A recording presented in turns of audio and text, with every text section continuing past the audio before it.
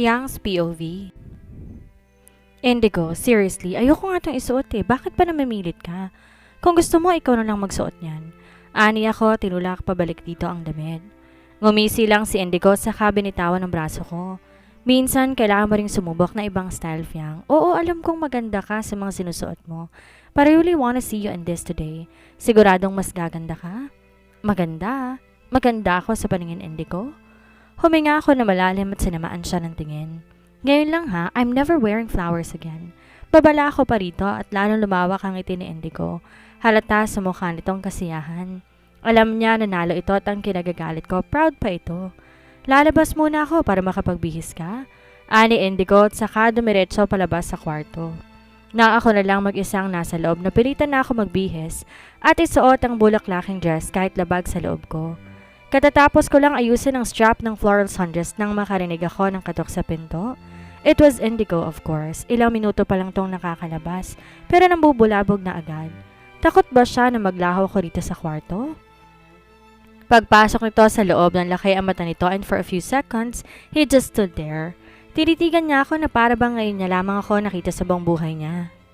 Matindi ang titig nito, puno ng paghanga at pakiramdam ko awkward. Iniwas ko ang tingin at binalik sa harap ng salamin para tingnan ang sarili ko. Di ako sanay magsuot ng ganito ka-intimidate. Hanggang kalahati ng hita ko at pinlesan ko ng plain white flats. The straps of the sandals wrapped neatly around my ankles na bumagay sa maputi kong paa. And I could tell from the way Indigo's eyes trailed over me that he loved it. Pero ako, hindi ako komportable at all. What? I snapped nang di niya pa rin inaalis sa akin ang mga mata. Ngayon ko lang di kinayang tanggalan ng tingin ng Indigo dahil pakiramdam ko nagiinit ang buong mukha ko sa paraan ng pagtitig sa akin. Kung di bagay, sabihin mo agad para makapagpalit. Sobra mong pinatigil ang katawan ko. Walang harong biro, I can pin you down. Saglit ako natulala dahil kantang sinagot ni Indigo sa akin. Linya sa kanta ni John Legend na All of Me. Humakbang siya palapit at di ako iniwanan ng tingin. I'm not gonna lie, nahihirapan akong iwasan ka ngayon. I felt my cheeks warm kaya agad ako nag-iwas ng tingin. Well, try harder, it's just a dress. Humalakak si Indigo pero hindi umatras. Sa halip, inabot niya ang kamay ko at marahan akong hinila palapit sa kanya. And I find myself na hindi man lang nagpoprotesta. A dress that makes you look like a goddess. Mas bagay sa'yo ang ganyan. 10 taon ang ibinata mo. Aray! Daing nito nang kurutin ko siya sa tagiliran bago pa nito matapos ang sasabihin. Natatawa ito at di ko napansin na ako rin pala. Lumayas ka sa harapan ko, hindi pa ako tapos mag-ayos. Nakaharap ako ngayon sa vanity mirror at kinakalkal ang makeup pouch ko. Bahagya ako na kayo ko para di makita ni Indigo ang pagpipigil ko ng ngiti. Huwag ka masyado magpapaganda ha. Baka mapaaway ako mamaya. Sige ka, iuwi mo akong baldado dahil ako yung mambubugbog. Alam mo ang kulit mo eh, sinabi nang lumabas ka. Baka itakbo mo na naman yung lipstick ko, no? Baling ko rito sabay turo sa pinto. Sa halip tumungo sa exit, hinawakan itong kamay kong nakaturo sa pinto at sa isang mabilis na galaw, hinila niya ako pabalapit sa kanya. Nagdikit ang aming katawan at mahigpit nakapulupot ang mga braso nito sa aking bewang. Habang ang mga palad ko'y likas na lumikit sa balikat nito para may kanang ilang distansya sa pagitan namin. Di ko na iwasang mapalunok nang maramdaman ko isang bagay na nagising sa ibabaw ng puson ko. Seriously, mahilig talaga ang lalaking tot na buhay na naman. Hindi ko na itatakbo. Wala na akong planong bumili. Bahagyang kumunot ang noo ko. Bakit? Ano bang plano mong bilhin sa babae mo? Conditioner tulad ng sakin? Wala akong babae. Wala? Fine. Let's just pretend I didn't see that necklace in your drawer meant for Queenie. I rolled my eyes and gave him a slight shove, trying to distance myself from him. Pero hindi niya ako hinayaan na makalayo. Mabilis niya ako hinila ulit pabalik sa katawan niya sabay sabing, walang Queenie. Walang ibang Queenie sa buhay ko maliban sa'yo, my ice queen. Napakurap ako at sinusubukan iproseso ang sinabi ni Indigo. Di ko na malayan, binitawan pala niya ako, tumakbang to papunta ng wardrobe namin. May kinuha to sa loob at paglapit ni Indigo, bit-bit ng jewelry box na nakita ko noon sa drawer. Binuksan niya yon at kinuhang kwintas sabay harap sa mukha ko. Hindi pa ba halata? Tingnan mo tong pendant. Ano ang nakikita mo? Pinagmasdan ko yon at ngayon lang na-realize kung ano yon. It's torch. May amats ka, this is torch and this pendant's design represents fire. It symbolizes your fiery temper at ang lagi mong pambabugan ng apoy sa akin. Ani pa nito habang nakangisi. At itong diamond sa gitna, its eyes. It represents your coolness, you being my ice queen. Naramdaman kong may bumara sa lalamunan ko at di makapagsalita. Ako si Queenie. Binili ko to ng birthday mo. Pero nalaman ko kay Patrick na hindi mo raw sinaselebrate ang birthday mo na nakalagay sa birth certificate mo.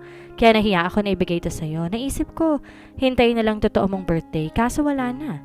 Nakita mo na yung kwintas at inisip mo agad na para yun sa babae ko. Pero hindi mo alam, para yun sa dragon ko. Natahimik ako. Oo, at tama si Indigo, hindi ko talaga sinaselebrate ang birthday na nakalagay sa birth certificate dahil mali yun. I still remember when I was a child, Mom and Dad pushed me to start school early. Sabi nila matalino ako para sa edad ko. But schools have strict age cutoff, and even though I was ready, they wouldn't let me enroll because of my birth date. Sa sunod na taon pa raw ako po pwedeng i-enroll. But Dad found a way around it. He had my birth date changed on my birth certificate. Instead of October 15th, it was moved up to May 15. Tsaka nila ako in-enroll sa isang private school at doon nga natanggap ako. Kaya simula nun yun na nakalagay na birthday ko sa lahat ng legal na dokumento ko. Pero sa kabila nito, lagi kong ipinagdiriwang ang tunay kong kaarawan, October 15. Talikod, utas ni Indigo na nagpabalik sa aking realidad. Inangat ko ang tingin sa kanya at nagsalubo ang kilay, puno ng hinala ang titig ko. His audacity always took me by surprise. Hindi kita gagawa ng masama. Lahat ng trust issues mo, I'm just putting this necklace on you. Still, I didn't move.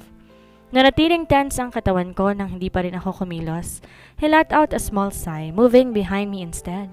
His hands were gentle as they tumbled with the clasp of the necklace, and I could hear him mumbling something under his breath. Kahit di mo ko love, huwag kang magkakamaling isang lato ha, sinasabi ko sa'yo. Ikaw ipang tutubos ko and don't even think about losing it. Ikaw pala ang babaeng binibigyan ko ng kwintas kapag ito iwinala mo. Kadenang kwintas ang ibibigay ko sa'yo. Ikakadena kita sa katawan ko habang buhay. Naparunok ako ng mariin at mas bumilis pa ang tibok ng puso ko.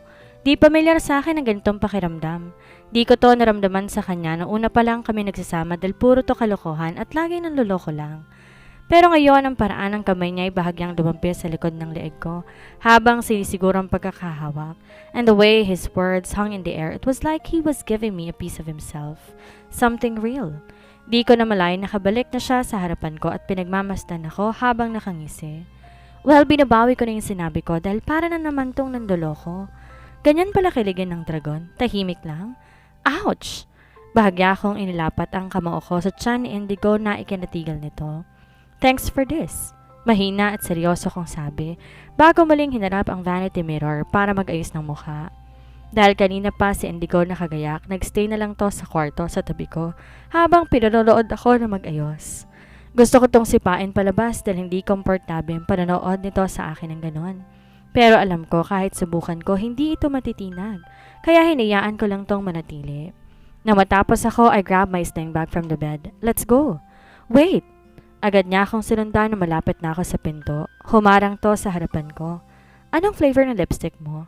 Tinaasan ko siya ng kilay. Flavor? Wala tong flavor. Really? Let me check. Bago pa ako makareact, dumapo na ang labi nito sa labi ko. Speechless si Piang nang bumitaw si Indigo sa labi niya. Tama nga at wala ngang flavor. Pero goods pa rin, he said with a grin, confirming as if this was his mission all along. My lipstick was completely gone. Humakbang si Indigo papunta sa vanity mirror at may kinuha doon. But I couldn't tell what it was dahil nakatalikod ako sa kanya. I was still stunned. Pagbalik sa harap ko, hawak na nitong lipstick ko, lifting my chin gently. He carefully reapplied it for me. Matapos itong apply ng lipstick ang labi ko, sinut niyan sa loob ng sling bag ko at nakangising sinabi, "Baunin mo. Kakailanganin mo yun mamaya kapag hinagkan ulit kita."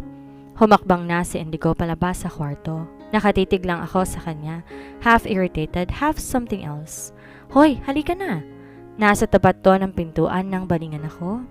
Isantabi mo muna yung kilig mo, malilate na tayo. Hinihintay na tayo sa simbahan. Napilitan akong humakbang papalapit dito habang kunot ang noo. Are we going to church? Tanong ko habang patungo na sa elevator. Oo, ipapakilala na kita sa kanya dahil sure na ako sa'yo. Sa kabilang banda. Buti naman nakasama ka ngayon, Fiang. Baling sa akin ng Mom and Indigo na nakalabas na kami ng simbahan at naglalakad na papunta sa parking. Nagkita-kita kami rito at kompleto silang pamilya. Ang tagal ko nang sinasabihan tong si Indigo na lagi kayong sumama sa amin tuwing Sunday sa church eh. Ngayon lang ako sinunod. Kaya nga, mula nung ikasal kayo ni Indigo, hindi na yan sumama sa amin. Mukhang ikaw na rin yata ang gustong sambahin. Pangaasar ni Ashton sa kakambal nitong si Indigo. Kainis talaga. Di man lang binanggit sa akin na magaling kong asawa na mamimit namin ang pamilya nito ngayon, edi sana hindi itong sundress ang sinuot ko. Iba tuloy ang tingin nila sa akin. Halatang naninibago sila kanina nang maispata nila kami ni Indigo sa loob. I knew I didn't look like myself in this light pink floral dress and they could probably tell. Lalang-lala na si Maris na nakangisi sa akin ngayon na siyang bumili nitong sundress. She didn't waste the opportunity to comment on it. Bagay na bagay sa'yo, Ate Fiang. Next time, I'll get you another one. Yellow naman. Pinilit kong ngumiti pero sa loob-loob ko kinikilabutan ako. I hate yellow. Thanks. Tipid kong sabi sabay sulyap kay Indigo. Wag kang umirap. Kakagaling lang natin sa church. -10 ka agad sa langit niyan. Babala nito na magtamang aming mga mata. Isang mapanoksong ngiti ang naglalaro sa labi ni Indigo. Kilalang kilala niya ako. Parang alam na alam nito lagi kung kailan ko isisiring ang mga mata ko. Sugar Pop, pakiseminar nga ng Ate Fiang mo. Turuan mong mag-beautiful eyes tulad ng ginagawa mo kay Ashton. Lagi na lang kasi akong iniirapan eh. Kaiirap nito parang gusto ko nang kunin yung mata. Dagdag pa ni Indigo. Sige, madali lang naman Ate Fiang. Pumeso to sa harapan ko. Ganito, she said sweetly before demonstrating her version of beautiful eyes, blinking slowly and fluttering her lashes. Lahat na kay Paula ang atensyon ngayon maging ako. Pero hindi ko alam kung mangingiti ba ako o ano sa ginagawa niya. Paula was too cute for her own good and I found myself fighting the urge to smile. Paula, stop. Nagsimula ako magtaas ng kilay. Pinilit kong gawing seryosong muli ang mukha ko. I don't think this is going to work for me. Sige na, Ate Fiang. Try mo na kay Kuya Indigo. Makulit na pamilit ni Maris. And of course, Indigo, the person who seemed to enjoy this the most, stepped directly in front of me. His signature smirk plastered across his face. Patingin nga ng beautiful eyes ng dragon kong asawa. Ramdam ko ang pag-iinit ng mukha ko dahil sa hiya. Di naman sa nahiya ako kay Indigo pero ang ideya na malagay ako sa lugar na ganito para kung batang sinusuyo mag-perform. Sobra talagang nahihiya. Idagdag pang na sa akin lahat ng atensyon nila at naghihintay ng gagawin ko. I sighed. Ayoko, hindi ko kayang gawin yon. Fiang naman, ipapahiya mo ba ako sa pamilya ko? Si Indigo na kunwari ay disappointed. And knowing this bunch, they wouldn't move or even consider heading back to the car until I gave to their silly little game. Napabuntong hininga ko. Fine. Dahan-dahan kong pinikit ang aking mga mata. Sinusubukan na gayahin ang beautiful eyes na demonstration ni Paula. Pero sobrang saglit lang. Like 2 seconds. Matapos ko yun gawin, napahawak si Indigo sa tapat ng puso nito. Tulala at namumula ang tenga. Then, Indigo burst into laughter. Nuknukan ka ng yabang. Pero isang beautiful eyes lang palang katapat mo para tumiklop ka. Game over, man. Umiling-iling pa itong natatawa habang naglalakad patungo sa kanilang sasakyan. Sumunod naman ang iba, naiwan lang ako at si Indigo. Binalingan ko to dahil nakatingin pa rin siya sa akin habang namumula ang magkabilang pisngi. Di ko maiwasang mapangisi sa itsura niya. Stop looking at me like that, he warned. Like what? Tanong ko at hindi maitago ang maliit ng ngiti na sumilay sa labi ko. At dahil natutuwa ako sa reaksyon niya, I playfully repeated the beautiful eyes move, blinking sweetly and fluttering my lashes again, this time more exaggerated, just to mess with him. Like that. Dinuro nito yung tapat ng mga mata ko. Stop doing that. Hindi bagay sa'yo. Bagay kay Paula pero hindi sa'yo. Let's go? Talaga? Pero bakit nagbablush ka? Pangaasar ko at bahagyang nakasandal. Ninanamnam ang pag-irap nito.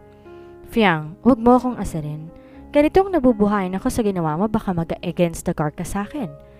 Dumiretso na nga kami sa isang buffet restaurant. Mas nauna lang sa amin ang pamilya ni Indigo dahil nag-asaran pa kami bago sumunod sa mga ito. Buong biyahe namin, sumulyap ako sa kanya at nagbo-beautiful eyes para lang asarin ito. Sa tuwing ginagawa ko kasi yon, ay namumula ang mukha nito kahit naaliw akong ulit-ulitin. Tumigil lamang ako nang bantaan niya ako at sinabing, humanda ka sa akin sa bahay. Kung ilang beses kang nag-beautiful eyes, ganun ang bilang ng rounds na gagawin natin. Then I told him, ginusto mo naman to, diba? Sinabihan mo si Paula na turuan ako mag-beautiful eyes, tapos ngayon ginagawa ko, naaasar ka. Hindi ako naaasar, Fiang. Naiinis ako. Naiinis ako dahil ang ganda-ganda mo. Ang sabi niyang yon ang nagpatahimik sa akin hanggang sa marating namin ang restaurant. Naramdaman ko kasi ang pag-iinit ng mukha ko at feeling ko, ako naman ay namumula. Kaya kesa malapit sa akin ang pang-asar niya, I decided to just zip my mouth. The meal at the buffet restaurant turned out to be enjoyable, mostly because of Hope's antics. He was the comedian of this family, always cracking jokes even while eating. Kaya imbes mabusog ang pamilya, sa pagkain mas nabusog pa sila sa hangin dahil sa katatawa. Indigo, sitting beside me, didn't miss a bit with his playful jabs at everyone, including me. Paminsan-minsan mabilis siyang nanunukso sa direksyon ko, dahilan para mapaikot kong aking mga mata o sikuhin siya ng bahagya. Ngunit sa totoo lang, kahit nagkunwari akong naiinis, ang isang maliit na ngiti palaging lumalabas sa aking mga labi. Medyo nanibago nga ako dahil di ganito kagaan ang pakiramdam ko nung huling nagsalo-salo kami. Noon kapag kinakausap ako ng mommy ni Indigo o kahit sino sa pamilya niya sobrang tipid ng sagot ko dahil ayoko nang humaba pang usapan, but today something shifted.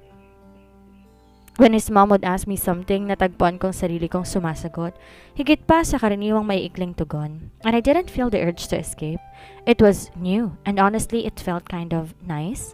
I wasn't just there anymore. I was present.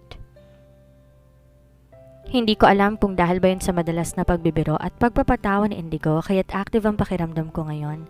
O marahil dahil sa wakas nagsisimula na ako maging mas komportable na parang di ako isang outsider na pinilit lang sa pamilyang to.